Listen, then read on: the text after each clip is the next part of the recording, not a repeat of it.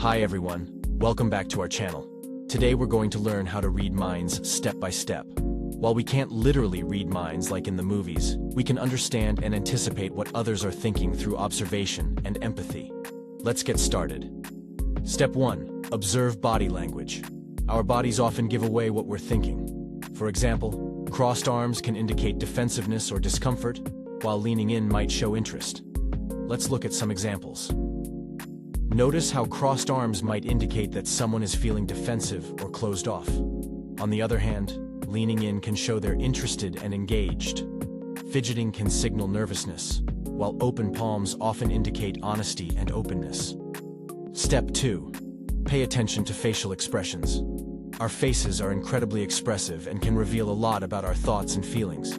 Psychologist Paul Ekman identified 7 universal facial expressions: happiness, sadness, fear, disgust, anger, surprise, and contempt.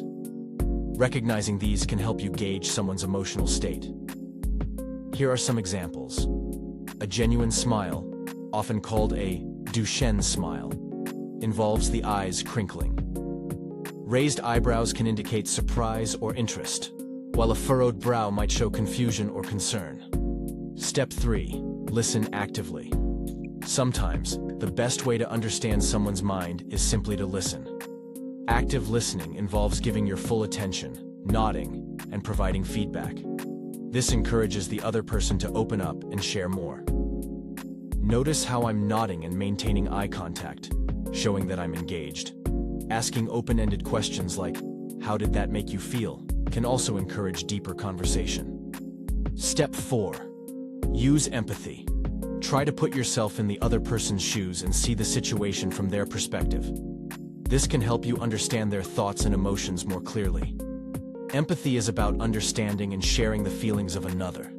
By imagining yourself in their position, you can better understand their thoughts and emotions. Step 5. Trust your intuition. Sometimes you just get a gut feeling about what someone is thinking. This can be based on subtle cues that your subconscious picks up. While it's not always accurate, it can be a useful tool in combination with the other techniques we've discussed. To wrap things up, remember that reading minds is about being observant and empathetic. By following these 5 steps, observing body language, paying attention to facial expressions, listening actively, using empathy, and trusting your intuition, you can get a better sense of what others are thinking. Thanks for watching.